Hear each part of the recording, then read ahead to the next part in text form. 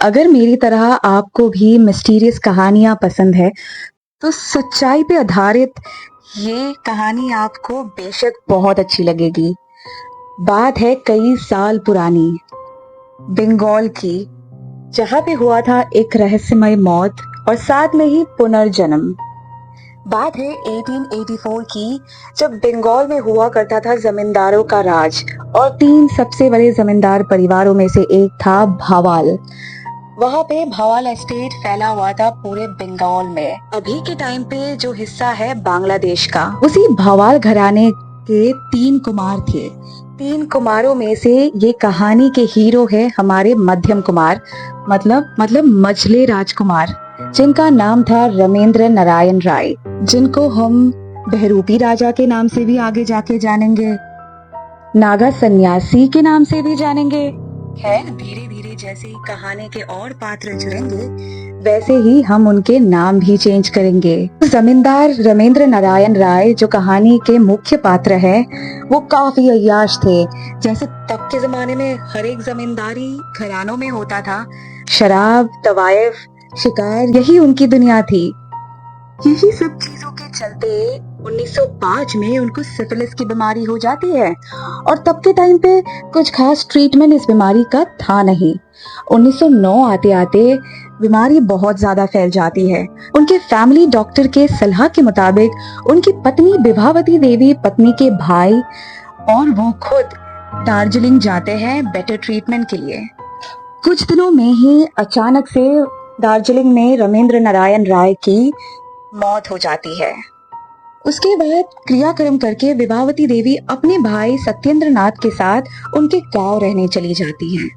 अगले 10 साल में भवाल एस्टेट के बाकी दो कुमारों की भी मौत हो जाती है और भवाल एस्टेट का पूरा कंट्रोल ब्रिटिश राज के अंदर आ जाता है।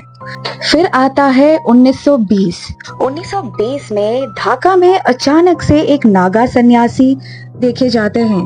नागा सन्यासी ढाका के रास्ते पे 4 महीने तक बैठे हुए थे, पर वो सबके नजर पे इसलिए भी आते हैं क्योंकि उनकी कदकाठी लंबाई ठीक मध्यम कुमार और रमेंद्र नारायण राय जैसी थी। क्या रमेंद्र नारायण राय की सच में मौत हुई थी या फिर ये नागा सन्यासी जो ढाका के रास्ते पे बैठे हैं, क्या यही रमेंद्र नारायण राय है?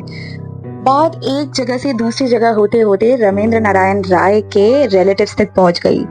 यहाँ तक उनके कुछ पहचान वाले जो उनके करीबी रिश्तेदारों में से थे, वो आके बात तक करके गए नागा सन्यासी से, पर कुछ तय नहीं हो पाया कि आखिर वो सन्यासी असल में रमेंद्र नारायण है कि नहीं। कुछ समय तक प्रेशराइज करने के बाद नागा सन्यासी ने कुछ ऐसी बातें बताई जिसने आश्चर्यचकित कर दी लोगों को। उन्होंने बताया कि हाँ, मैं ही मध्यम कुमार और रमेंद्र नारायण राय हूँ, और ये भी बताया कि दार्जिलिंग में उस रात क्या हुआ था। चिता की आग अचानक से ओले बरसने की वजह से बुझ गई और जैसे ही आग बुझी उस तरफ से नागा सन्यासियों की एक टोली जा रही थी। वो रमेंद्र नारायण राय के शव को अपने साथ ले गए और सेवा की, ट्रीटमेंट्स किए और उन्हें ठीक किया। पर वो अपनी याददाश्त खो चुके थे, जिसकी वजह से पूरे भारतवर्ष में अगले 10 साल तक वो एज ए नागा साधु घूमते रहे। पर जैसे ही चिटागांग से ढाका जा रहे थे, उनको अपनी याददाश्त दोबारा मिल गई। अपने गुरुदेव के आशीर्वाद से वो वापस अपने परिवार के पास लौट आए। जैसे ही कुछ और दिन बीता, उनकी बहन उनसे मिलने आई। बहन को ऐसी बचपन की बातें उन्होंने बताई जो सिर्फ वो ही जानते थे, जैसे उनके दाई माँ का नाम। बहन बहुत ही ज्यादा कन्विंस थी उनकी बातों से। लोगों को धीरे धीरे यकीन होने लगा कि ये नागा सन्यासी ही मध्यम कुमार और रमेंद्र नारायण राय है। पर एक इंसान जिनको बिल्कुल भी विश्वास नहीं था, वो थी विभावती देवी, उनकी पत्नी। बहरूपियों के सपोर्ट में बहुत लोग आए, पर ब्रिटिश रेवेन्यू बोर्ड ने ये कहा कि शायद किसी भी रिश्तेदार ने एस्टेट के प्रॉपर्टीज को हथियाने के लिए इस प्यादे को सारे राज सिखा के समझा के भेजा है। पर इस बात को मानने के लिए वहां की कॉमन पब्लिक बिल्कुल भी राजी नहीं थे।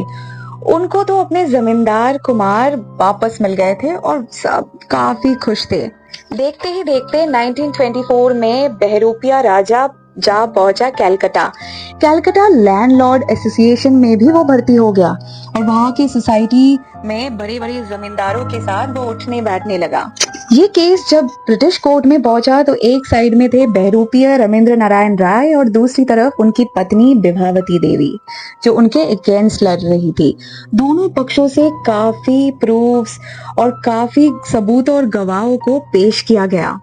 1930 में लॉयर्स जो बहरूपी कुमार के सपोर्ट पे काम कर रहे थे उन्होंने एक डिक्लेरेशन सूट फाइल किया claiming the property of Ramendra Narayan Roy against Bibhavati Devi. Court में ये प्रूव करने की काफी कोशिश की गई कि इन सब के पीछे उनके साले सत्येंद्र नाथ और बीवी विभावती का हाथ था जिन्होंने उनको मारने का प्लान बनाया था। डॉक्टर भी शामिल था। आखिर में बहरूपी राजा के सपोर्ट में केस चला गया। अब उनको जो एस्टेट का शेयर था वो भी मिल रहा था, साथ में जनता का प्यार भी। पर विभावती देवी यहाँ पे नहीं रुकी, वो अपर कोर्ट तक गई, वो और भी जगह अपीलें कर रही थी।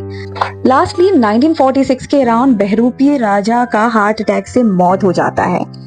विभावती देवी ने तभी तय कर लिया था कि वो उस एस्टेट से एक पैसा भी नहीं लेगी, वो भी खुददार लेडी थी। इस कहानी के ऊपर काफी सारे बंगाली मूवीज बने हुए हैं। उत्तम कुमार जो बंगाल के सुपरस्टार हुआ करते थे 70 के दशक में, उनका फेमस मूवी है सन्यासी राजा जो ऑब्वियसली काफी लैंग्वेजेस में डब्ड भी है। अगर आप लोग देखना चाहो तो सर्च करके डाउनलोड करके जरूर देखिए। इसके बाद भी इस कहानी के ऊपर काफी सीरियल्स और ड्रामास भी किए गए हैं। ये केस बहुत ही ज्यादा दिलचस्प हुआ करता था एक टाइम पे। अगर आपको ऐसे दिल दहलाने वाली पुरानी कहानियां पसंद है, मेरे चैनल को सब्सक्राइब कीजिए, लाइक कीजिए, शेयर कीजिए। थैंक